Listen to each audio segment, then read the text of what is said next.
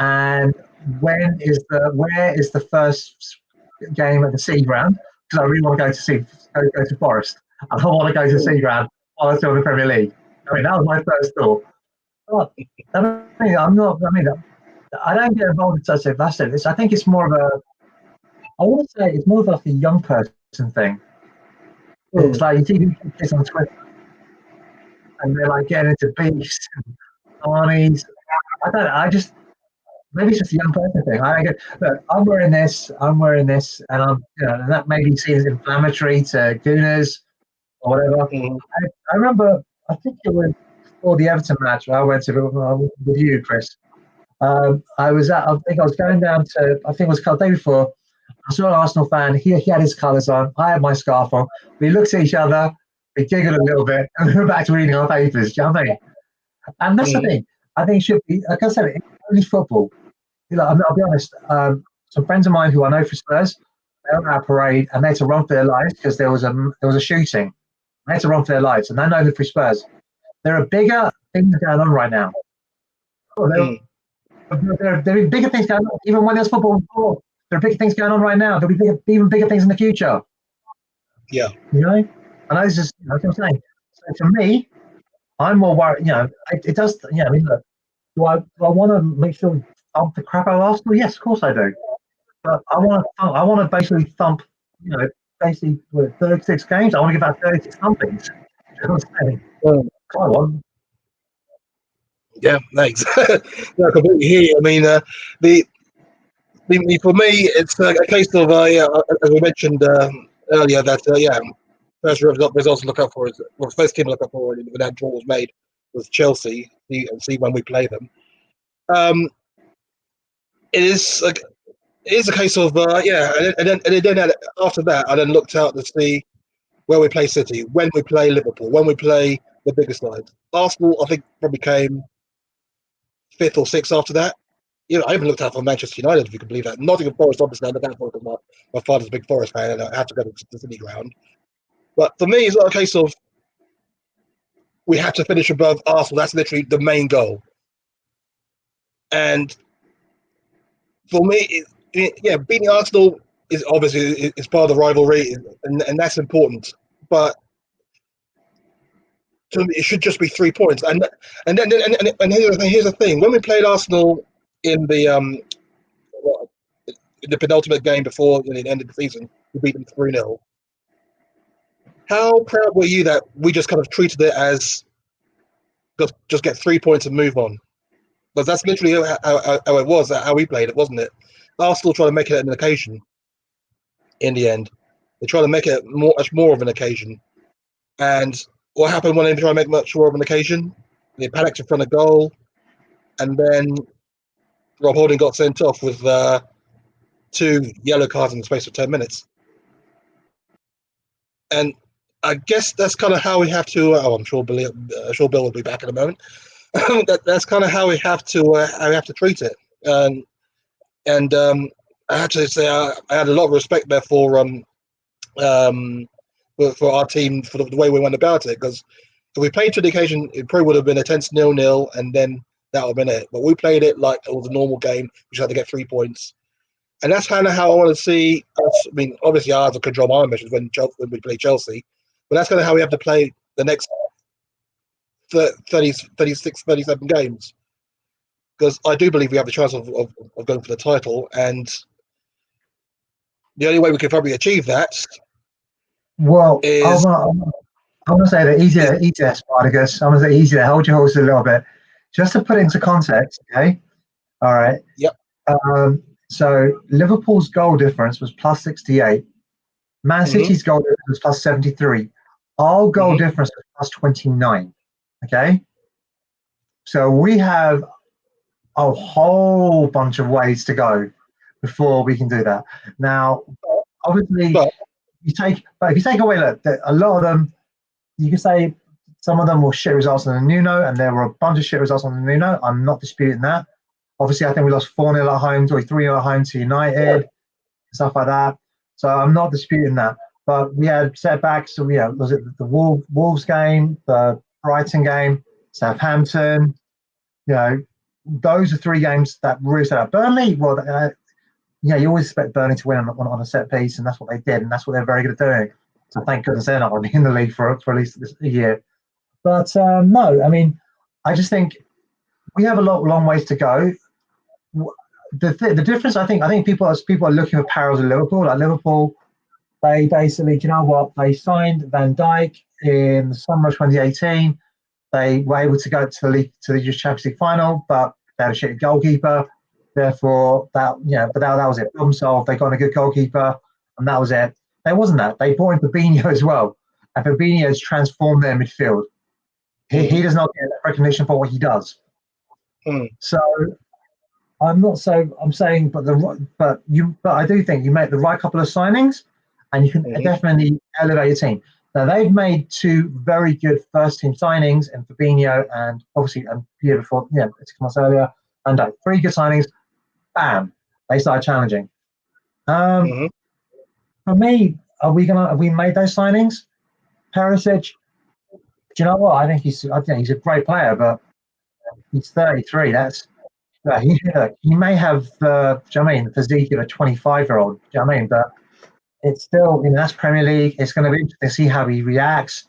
Injuries. He's obviously got a World Cup coming up. Croatia. You don't know what kind of things can go on. So I'm not. So right now, the reason I'm not as confident. I would like to think we challenge for the league, but we haven't made transformative signings in the areas where I think we are weakest. If I look at, say, our front 3, I think Liverpool's front 3 now, because Nunez, we don't know, he's an unknown quantity, but we know how good Jota is. We know how good Firmino has been. It could be again. We also know how good Salah is. Man City, their Achilles heel was, yes, they could create, but they've no one to score. Now they sort that out by buying Haaland, and who knows? That could be what they do. But you know what? At the end of the day, they've lost Fernandinho, who, say what you want about the man, he may say he was a lot older, but he's going to be hard to replace. And defensively, I don't think they're any better. I think defensively, they are still lacking. Yeah, earlier on you said that just now you said that City couldn't really score. But earlier on you did mention that they had a goal difference of 73. So what I'm saying was, in vital games, they should have cleaned our clock twice, but they weren't able to put us away. They should have cleaned the clock out of Real Madrid, but they couldn't get that ball over the net. So Haaland will make the difference going forward. But in midfield, I think they've weakened because Calvin Phillips, as good as he is no Fernandinho. Okay? He isn't. All right? There's going to be a huge jump for him. He's the best player at Leeds. So he's now basically done what we've done. I mean, they signed the best player at Leeds, probably. Him and Rafinha are the best players. They signed the 2 best players. They signed him. Now he's going to be going for a squad bench place or squad place. Well, my point is, yes, they had an amazing goal difference and they could smash the shit out of some teams. I still think that for us, though, to go from plus 29 to plus, say, 50, 55, which you need to be have any chance of winning the league, kind of thing, that's a huge ask. I'm not saying we can't do it.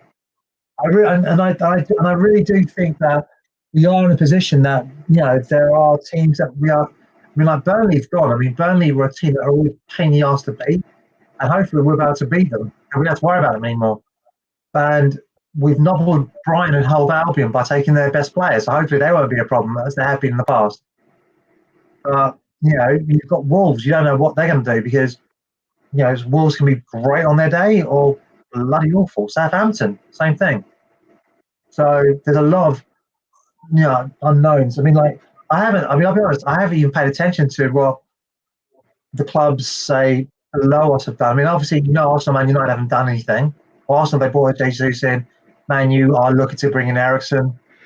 Obviously, Liverpool have made their signings and their outgoings. Man City, Chelsea haven't brought anyone in. They've just been players going out. But I don't even know who West Ham signed. I really couldn't care who West Ham signed. I forgot about West Ham. the London Derby thing. Completely forgot about them. Too focused on Chelsea and whether we focus on Arsenal too much. But yeah, I mean, in terms of the mid-table sides, do you think that there will be a threat coming from below, as it were? I know that obviously Spurs fans will say don't write off Arsenal, but the likes of Manchester, I know that they're about to sign Tyrell Malacia, is it?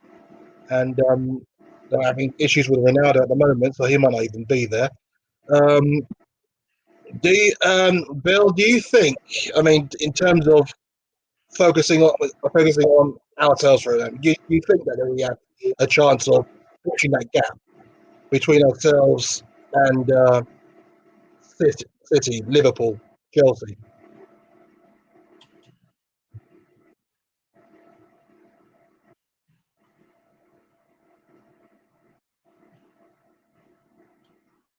Don't know if you can hear me there, Maybe Bill. put it in the chat. Well, I suppose while we're waiting for Bill to get caught up, oh, you might have heard it now. I think here he comes. Yeah, sorry. Yeah, I can hear you guys, but it keeps cutting off halfway through. What I'm saying is, we're not competing with teams like Arsenal. We're competing with Man City. You know, I think our window's been good, but Basuma, yeah, great central midfielder, but he's not going to create any goals. We need a creative midfielder in there. You don't off on them though. Liverpool are always competing without a striker, with three wingers really. So I think, to be honest, we had a very good window. We've signed two experienced players, two players who are relatively young. I think we're still short. As you say, we'll keep going on about we need to get right back in.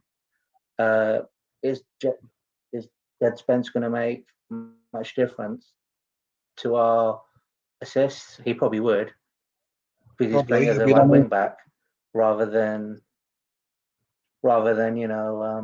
being a traditional right back.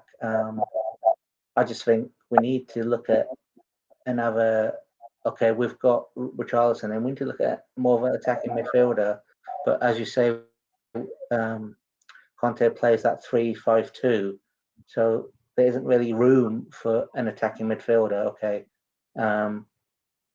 you've got Kane with Richarlison, or Kane with Son, and maybe Richarlison behind, and with two wing backs. But yeah, the main discussion is: do Spurs fans focus too much on Arsenal? Yes, they do. I would say it's more the young crowd on Twitter or Facebook, but I don't really care that much about Arsenal. I'm more worried: can we beat Chelsea? Can we beat Man City? Can we beat Liverpool, Man United? Chelsea. They've spent a lot of money and they've had lots of failures as well. They haven't really got forward at the moment. That's why they're trying to chase players like Sterling and things like that. So yeah, that's what I think. And you just touched on what you just said there, where you said that there's more the young fans who appear to be more interested in Arsenal than, I guess, old fans.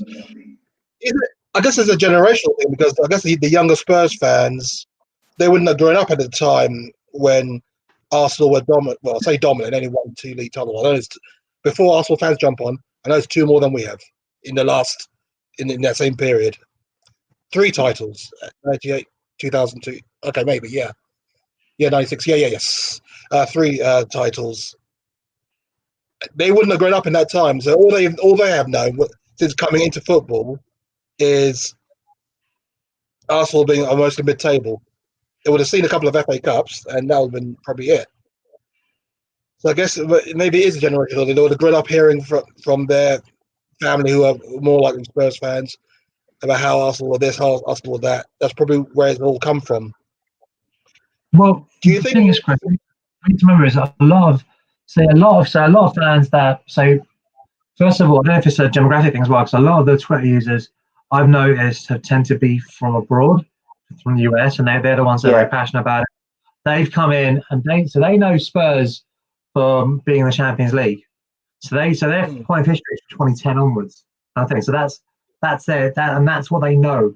They may know of stuff exactly. They before. don't know Spurs from before Daniel They Levy. won't.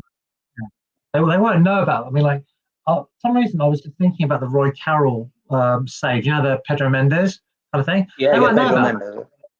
Yeah, they won't remember that. They won't remember that. So, because they won't know about it. So, I think you got a lot of fans that came in because of the Champions League. A lot of fans that came in because of what was his name, Clint Dempsey, and then because of that, a lot of fans, and then obviously Dempsey, there's no coincidence. Yeah, We basically in the last X amount of years, apart from say South Korea now, but yeah, of course. Our US fan base. I think we've got more overseas supporters in the US than anywhere else. It's absolutely ridiculous. And we've massively expanded it because I think it's just, look, if you're going to go, most expats are going to come from the London area. Just they either come to London or go away, or they're from London and they're going to go abroad, and they go to North America. And chances are they're either going to be Arsenal, Chelsea, or Spurs, some West Ham fans. Do you know what I mean? They're going to be mostly from London. And then, do you know what? Incredibly, they can't let go of their habits of wanting to drink beer and at the same time watch football. So they create sports clubs where they can gather like-minded people. I mean, for me, do we focus so much on Arsenal? I don't know. I mean, do you know what? It's like, oh God, someone was saying, oh, why do you have to have red on it? I'm like, there's red on the English flag. There's red on the Union Jack. Do you know what I mean? Yes, that's another thing that reminds me of. It's like I don't see. I was saying, oh, I don't want anything blue. I don't want anything blue at all. So I'm like, well, I said, and it's just Scottish. It's okay because it's part of the sponsorship. We can't lose our millions of pounds. Well, I think. Yeah, I mean, that is part of it, but there's always at the same time. I mean, if you know your history, that's the kind of stuff we get told. If you know your history, red has always been a Spurs colour, and that's the bit that I can't quite. I mean, that's what I kind of learned when I was young. We nicked our colours from Preston North End. We were originally we nicked our original colours from Blackburn Rovers. We are Tottenham. That's nicking things is what we do. That is DNA. Our original colours were, I think, dark blue shirt, dark blue shorts, white socks, and all that. And it was bright. Then it was Preston North End, and then those are the colours that stuck. That was it. So these are, it's like everywhere we go. That's not our chant. That is not our chant. Do you know what I mean? No, there's a bunch of chants we end up stealing from other people. We've made it our own, but we've appropriated it, cultural appropriation or whatever you want to call it. But that's So you know what? It's I feel like, at the end of the day, I'm just focusing more on what we're going to do this season. I was going to ask a question to you guys. Spurs play. Will you be investing? Will I be what? Sorry. The Spurs. It's not Spurs TV because you can't call it that. It's Spurs play. Yes. Will I be? Well, I'm assuming as a season ticket holder, I'll get some kind of discount. But this is Spurs, so probably not. Why not? I mean, apparently our preseason friendlies in Korea are going to be shown on it. So I'll have a look at it, see how what the coverage is like, see what else they do apart from the live games that would appear on TV. There was Spurs TV before, but it got shut down. There wasn't enough people were interested. Yeah, exactly. Because because the cost of watching your team play is just becoming extraordinary right now. I mean, I'm hearing that Amazon are going to buy out the rights for the Champions League, but that's another story. But as a Spurs fan, if you don't have to pay subscription to Sky and then onto Amazon, and then Spurs play, I'm not quite sure how much they're going to charge, but it's going to be extortionate. So it's going to be crazy. But will I be investing? I don't know. I'm assuming that I'll get it as some kind of package as a season ticket holder, but I guess we shall see. I'll read the fine print. Oh, 1 second, you're on mute. I'm unmuted. I think I know quite a few Spurs fans that will how to put it, take a Netflix approach to Spurs play. And that's all. And that's all I'm going to say about that. Allegedly, yeah. We'll protect our identity. I think allegedly. I'm just saying. I just heard. I mean, believe half of what you hear. Believe half of what you see, and none of what you hear. So will you be availing yourself of it? You know what? I'll be totally honest. So as you know, I tore my Achilles. I was bedbound for God knows how long. So I thought, all right, you know what? I have Netflix. I might as well watch it. And within I think 2 weeks of having actually having to watch Netflix, I thought, oh, this is shite. And I just ended up fucking binning that off. So no, do you know what? It depends because so I actually got to. It depends how they do how they approach Spurs play because obviously I've had this N17 live thing they've got going on. So I'm guessing, look, there's clearly a market. If you look at YouTube, I mean, I've got a smart TV like most people have. Although I was about 5 years late to the party, I actually finally have a smart TV. And but you know what I think? People watch more stuff on YouTube than they do on any of the others. They look at the most common things. It's mostly YouTube. So recognize this, and you know there is analysis and stuff like that. And they thought, you know what? Well, people are paying to watch this by watching the ads and stuff like that. So, do you know what I mean? Hey Kim, thank you very much for shouting us out. You know, people are watching the analysis, so why not watch our analysis? And we will pay. You know, they're going to be paying for that anyway. They'll pay for ours. So yeah. Oh, by the way, I would like to know: are the Spurs women going to be on that? Because I know there's the FA player, but that is awful. That is really, really bad. Are they going to have like doing Spurs women analysis, interviews, and that kind of stuff? Because that would be interesting, and actually have the analysis on, you know, like learning more about the Spurs women, learning about their journeys, and stuff like that. Because that will be something interesting for me, and hopefully that in itself will actually end up raising their social media profiles. They'll get a lot more blue ticks, and they can actually make a lot more money out of the game as well because they work. You know, I think so that'll be interesting for me to see that. I mean, I think although they've been an FA player, they can show replays on Spurs, on Spurs women, and you know, like I said, I wouldn't mind seeing that just to see a bit more of the Spurs. So yeah, hopefully it's not just the men's, it's also on the women, and hopefully the WLSL. Question: who after only more do guys want in or not? So, all right. So, Chris and Bill, give us your numbers. Please answer Bob. Well, that's a thing, isn't it? I mean, after Spence and Longley, I mean, that's kind of like the defense kind of sorted.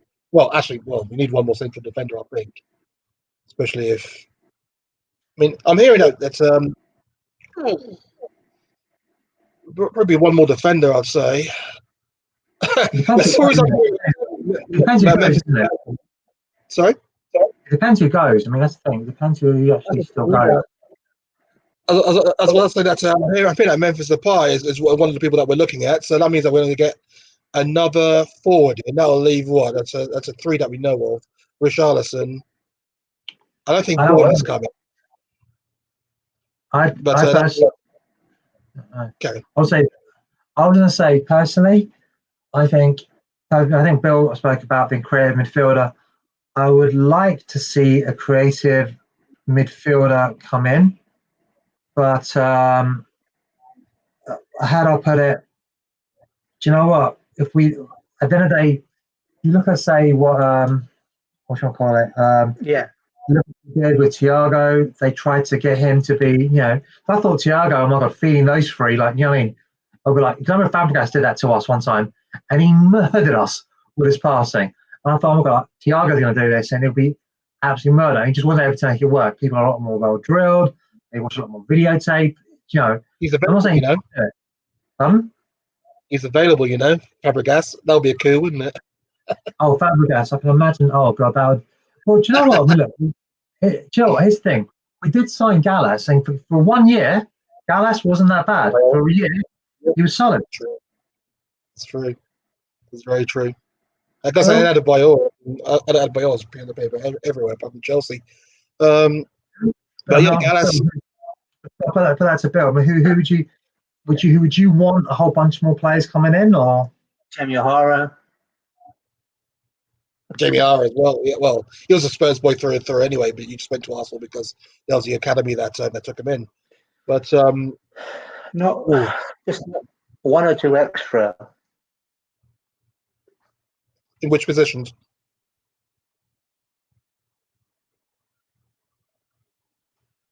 In which positions, Bill? You're cutting out again.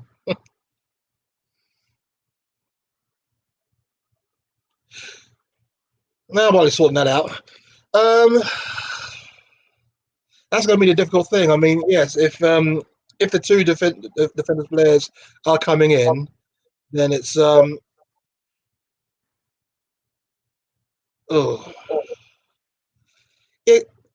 you said, it all depends really on who actually is going to leave. I mean, we've already seen that. So we got about what?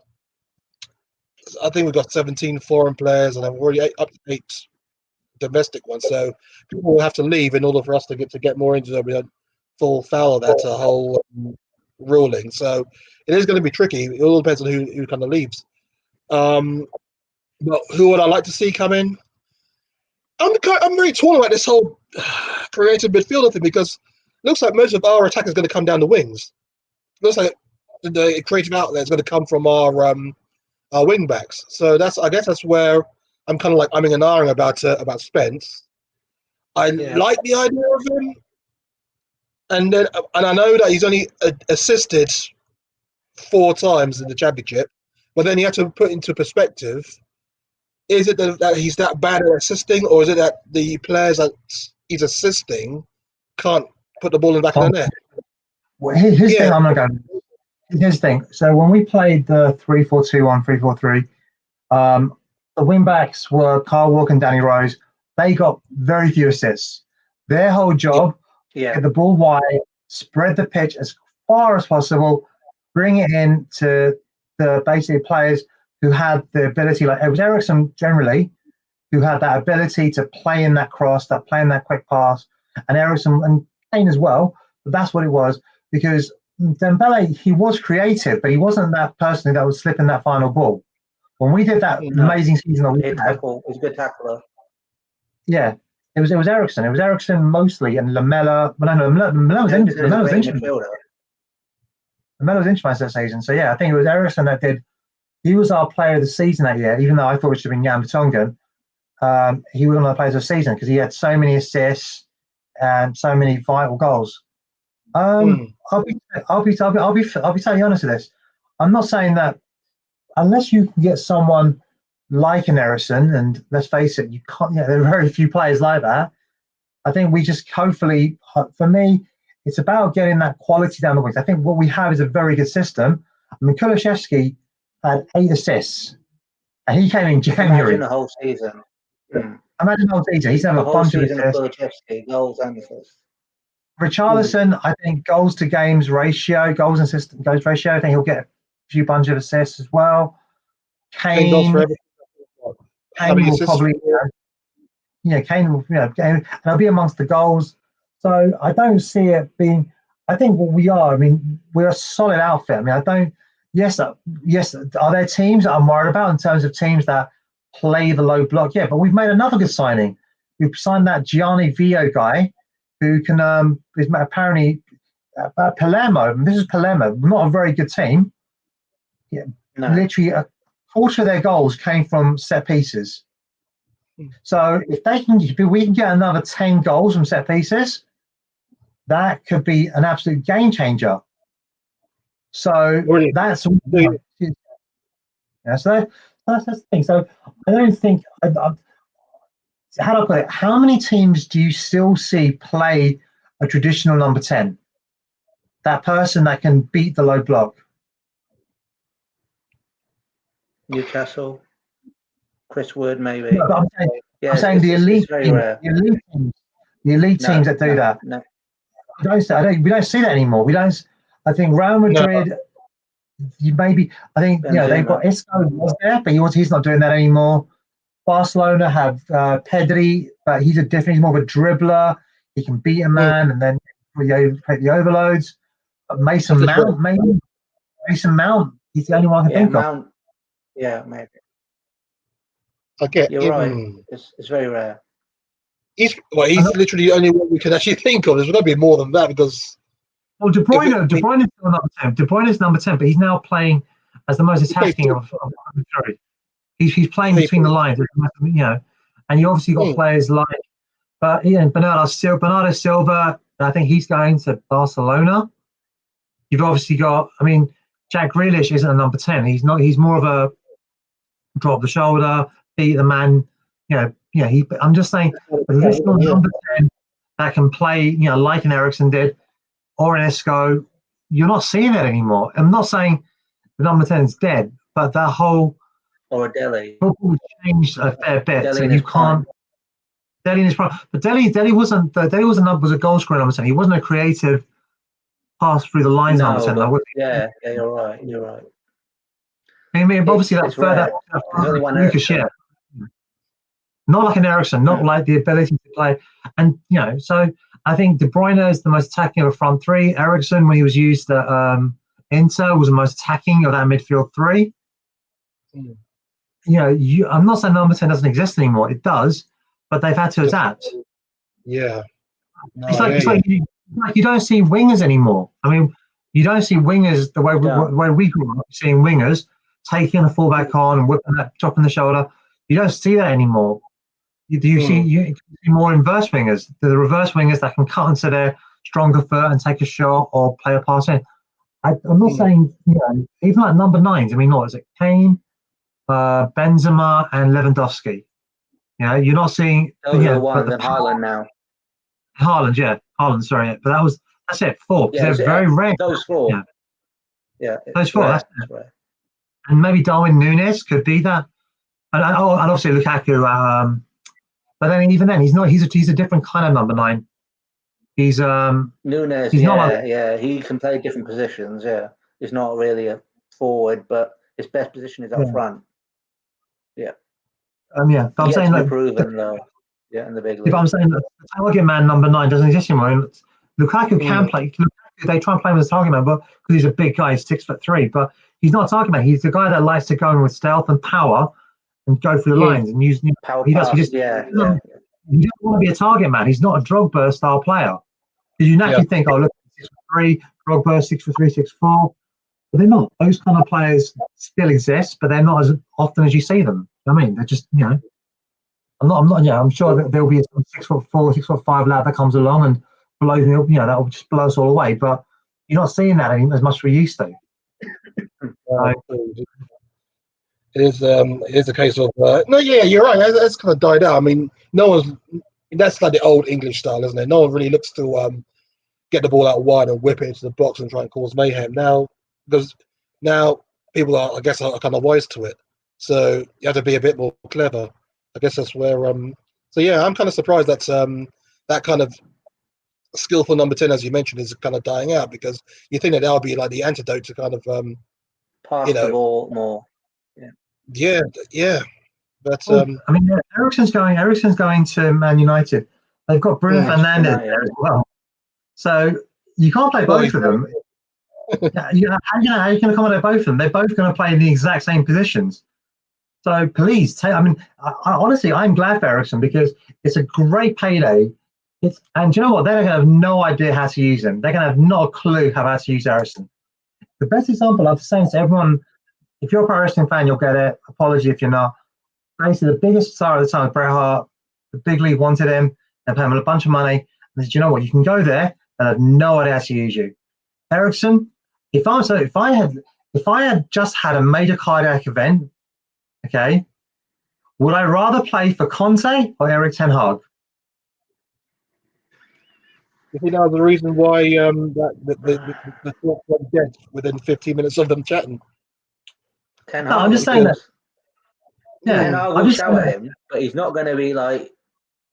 They're both very aggressive managers. Ten Hag, we'll see in his interviews, he does not like to. Yeah. Didn't like to have a chat. It's not. It's not. Yeah, so. And what's going to say is, oh, by the way, what you coached Ajax to the league title, dude. I won the league with Ajax. Oh, you coached Ajax to the semi-final. Well, we beat your ass in that semi-final without Harry Kane. Do you know what I mean? So, I mean, what can you really do for us? So at the end of the day, I just think personally he's going to get a ton of money.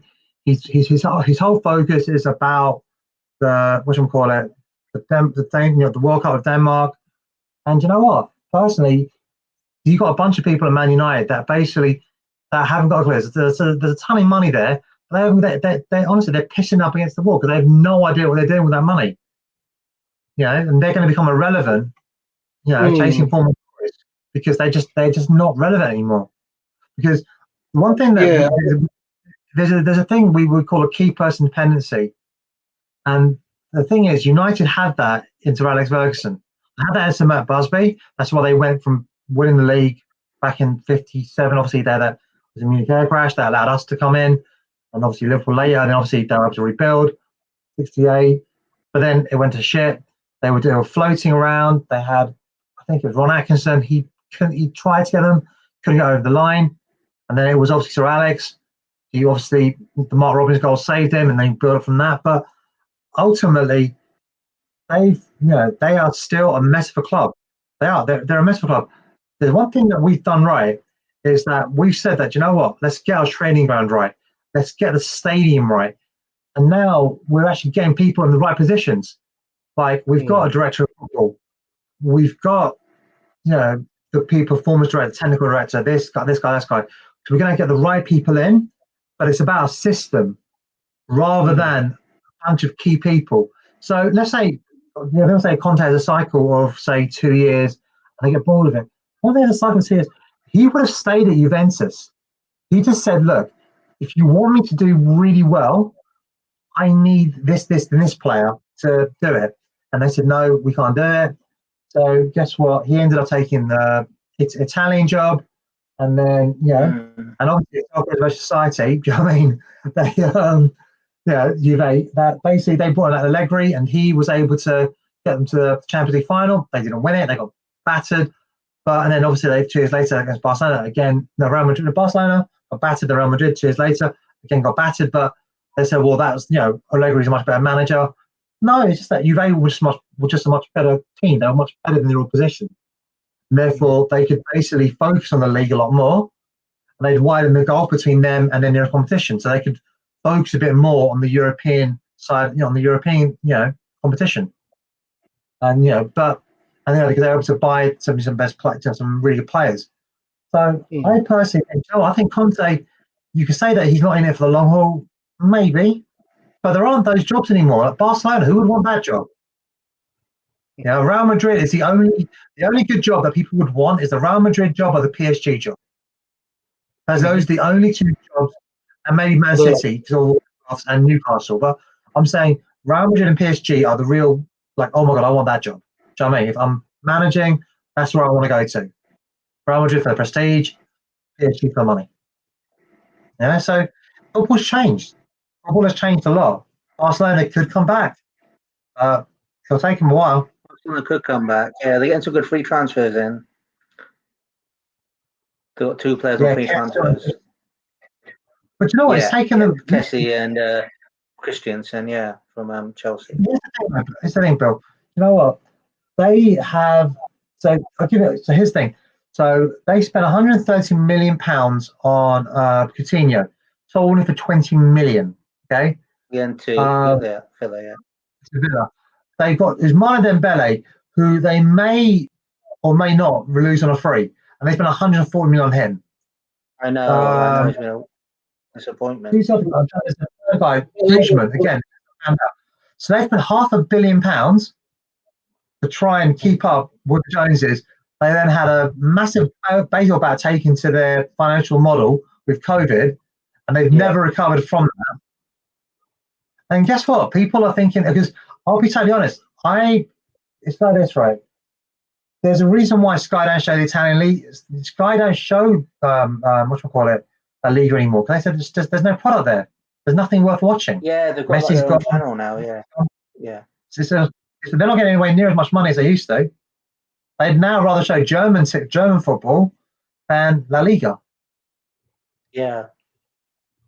So basically, what I'm hearing is that I think Conte on a 2-year project is a good thing. In 2 years, I'm sure he can get them where we want, and then they can be an extension. To say, oh yeah, we need him on a long-term thing. He doesn't know. He's still trying to get his own team together. I honestly, I say now, I really do. He had to play Dyer. He had to play Davis. Maybe that's not his 2 of his 3 that he wants. You sure? Because I think he's going to keep them. I don't think he has an issue with Dyer. Well, maybe Davis he kind of does, but because we're looking for a left-sided defender, aren't we? But not Dyer. I think he's looking to make him. He likes Dyer. I think I mean, for me, look, people have linked us to Josko Gravidel.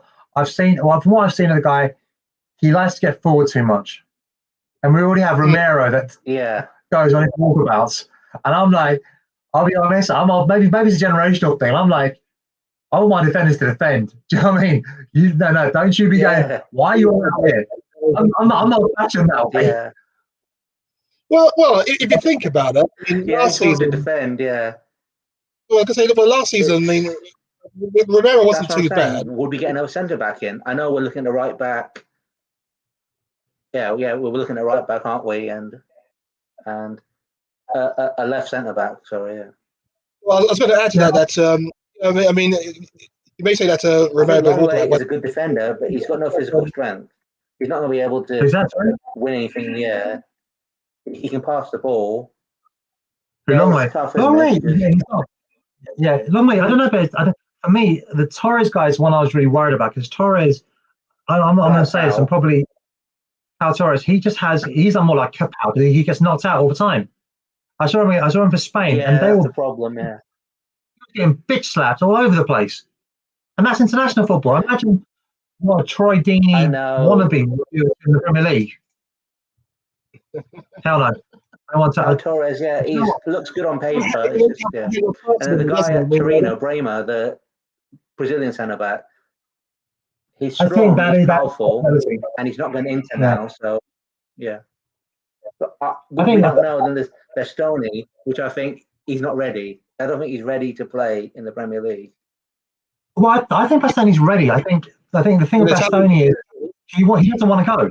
But so for me, I think Longlay's a great thing because we've got him for a year. We're paying half his wages. And then if he doesn't work out, you ship him out. And then he's basically a stopgap because if then Davis gets injured, who takes his place? We've got another left-sided defender. So for me, it's a no-brainer. He's a stopgap. No risk at all. Yeah, there's only upside of him. Do you know what I mean? I cannot see him. If he's really bad, we'll dump him back. We're paying half his wages, so he's not really going to be a huge cost to us. There'll be a minimum loan fee. If it turns out to be decent, Barcelona may want him back, or they may say, do you know what? You keep him because, do you know what? We need the money. You know he's good for you. Yeah. Let's come to a deal. So personally, I just think there's nothing but upside. And if we can't, then we can say, look, do you know what? We like Bastoni. He's got a year left on his contract. Inter, we offered him 60 million. Do you know what? We'll probably offer him half that amount the following year if he's still interested. Exactly. Joe, I think because there isn't a big clause. There isn't a big release clause because he's only got that little time left. Yeah. So I'm not. There are players signed by sometime this week. Apparently, people in the know. We shall see. The Twitter reporters say Longley will sign by early this week. I think it's going to be tough. I think he'll sign, but it's not going to happen that quickly, I don't think. Because I think whether there's a work permit actually sorted out, there's a work permit because we're not getting that issue. But I don't think that'll be much of an issue because I think it will be more a case of they generally have these things set up pretty much automatically. It's all like within clockwork. I mean, it's not like So I think, for me personally, I think you'll be on the plane to South Korea on Saturday. I think Richarlison. For him, all guys got to fly all the way back to the UK from Brazil, I and it's a know. long ass. Yeah. And they go all the way to Korea. He's going to be So absolutely long. shattered. Yeah. But do you know what? It is what it is. I mean, I think Harry Kane was He's in New happy to be York. here. That's the main thing. He's very happy to be here. It's in the same time zone, so they're going to come in later anyway. So I don't think it's been that big a deal. And I think, to tell you honest, I don't think they've been playing much for South Korea. It's more like there'll be other players out on the pitch, and there'll be Harry Kane like in sunny, like all signing autographs and personal appearances, all that kind of crap. Exactly. I mean, That'll be cool to see. Yeah, We'll see it'll how- just be like most pre-seasons. The youngsters will get some play time, and of course, when we get in trouble in a game, some of the more senior players may come on, like whoever we have. We won't be in that position. If you think about it, I mean, we're buying players, so there's two in every position almost. So there won't be a case where we have youngsters, or we have to start youngsters and then bring on experienced players if we need them. It's a case that so that Conte can challenge on all fronts, and and then we'll have to rely on inexperienced players who could. Yeah, I don't know where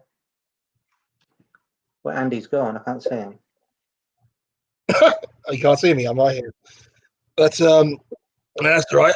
So basically, the future is looking all right, isn't it? Considering where we were at the start of at the beginning of last season. I'm going to ask a question to you guys, right? I'm going to ask a question to our Twitter audience and everything else. What do you think will get more hashtags? Lady Gaga being at the Lane, okay, or Spurs South Korea? What gets more hashtags? What wouldn't the hashtag count? I'm interested. Honestly, if I was a better man, I'm gonna go with Lady Gaga. Yes, because I was gonna say Lady Gaga. Because in Korea, I think the Korean fans will be more interested in hashtagging Sun than it will be. It's because what would be the thing? Because right now, yeah, because I was literally, do you know what? I mean, I was thinking, why is so much trouble? And then I realised, there's no advertising. If you go in Palmer's Green, Wood Green, Edmonton, there is no. There was nothing about Guns N' Roses at all. I haven't been on the tube, so maybe on the underground. There's loads of stuff about Guns N' Roses. Ultimately, and there probably is, but I haven't seen it because I'm not traveling on the tube. Because obviously I work from home. But for me, I think I'm not saying something. I see what Kim says. South Korean market huge. I'm saying in terms of Twitter hashtags and Twitter profiles. Honestly, Lady Gaga will get more attention for being at the Lane. I'll get more eyeballs and more the internet lens than Spurs South Korea. I'm going to go with that. I'm sorry. I think, do you know what? That's it. Literally, the stadium's making money, and Spurs aren't even in there. And we're making money, and so do you know? Honestly, and if you think about it, Arsenal do the same thing. I think Arsenal have contests as well, but I don't think they are even making near as much. And I mean, the stadium itself. Aren't. I think the stadium's quite antiquated. Went to There's Chelsea fans that went to the Guns N' Roses, and they're like, we loved it because it's for music. But then there's Arsenal fans saying, "Oh, I'm here," but you've come to watch a concert. You're not coming to hear what Spurs play. Well, I'll tell you one thing, Mel. We do mention the rivalry. I honestly, if I was going to see like a concert, I'm not a big music guy, but if I went to a concert, the first thing I would do a Mickey Hazard. Well, Mickey Hazard allegedly did to Highbury. Allegedly, I would do probably. I would probably put some stuff to clog in all those toilets. I'll go to every single toilet at the Emirates and see what I could put in there to clog those toilets. I would do that at a sheer spite. So am I missing the line? Yeah, I would probably do that. Yeah, the Angel. Do you know what? You're right. Lady Gaga. That's what I'm saying. I mean, how many more concerts do we have? Yes, I was going to say I was going to go back to Kim's point earlier. Guns N' Roses, so it's probably a few. To King's point earlier, with the career tours and so that. I think it's over in seconds. It's what to do with the actual Korean fans who want to see Sun. That's why I imagine it was sold out in seconds. The Sun is like a god out there. He literally is. Do you remember seeing All or Nothing, right? Well, by the way, I'm Yeah. actually looking forward to seeing the other All or Nothing. 'Cause I'm so looking forward to seeing that. There was a guy, there was a lad, I swear to God, he basically was outside and he was bowing to every car that was coming through in case there could have been Hong Min Yeah, it Son in the was. car. Yeah. I was like, and I the thing saw is, I that. And it was like, watched a Korean TV show and they do a lot of bowing in that. And I saw some mess from it, and I'm like, that's just for TV, right? You don't bow all the time. He goes, yeah, we do. But that's not how you're back. He goes, yeah, it does. Do you know what I mean? It doesn't we used to now. I was like, all that bowing. Honestly, it reminded me. Do you watch that episode of Mr. Bean where he headbutts the Queen? He bows to her and he's like headbutting her. Yeah, I would do like a bow. I don't remember headbutting someone. I'll probably get my bows completely wrong. I remember that. Yeah. I have to go, guys. I'm sorry. I've got to chip out, guys. I'm still working. So yeah, it's been a great break. Thank you to all those guys who've on the supplement. Really appreciate that. I'm gonna give a shout out, by the way, to the Digital Spurs. He made me this, a nice t-shirt from him. You can find me on Rantz. I am the real Shubes, and I am also on the Tottenham Depot. So yeah, check me out on there. And yeah, I'm gonna shoot off before Chris fires me for doing this unauthorized yeah, plugs. me too. Okay, It's guys. me and you anyway. Of course, I didn't say the word, but thanks for popping in there, Shubes. Yeah, I think it's that time now. I think we've got to the 1 hour mark. All right, everyone. Take care. From what I understand, See you next time. Bye. Oh, there you go, Bill. I just see there he's got definitely got issues there with his sound quality there, but yeah, we've hit the 1 hour mark there. Thanks everyone who's been watching it. From what I understand, it's the first 17 minutes didn't actually broadcast, which I do apologize for. I had no idea what happened there, but I do apologize. We actually did quite a lot about the original topic, and from there we just kind of branched out into how not focusing on Arsenal then brings out everything else that we like to see happening at Spurs, and where we want to see Spurs going, and that's just kind of gone into how we've grown as a club, how the stadium has impacted on how we are seen in the world, tours and whatnot.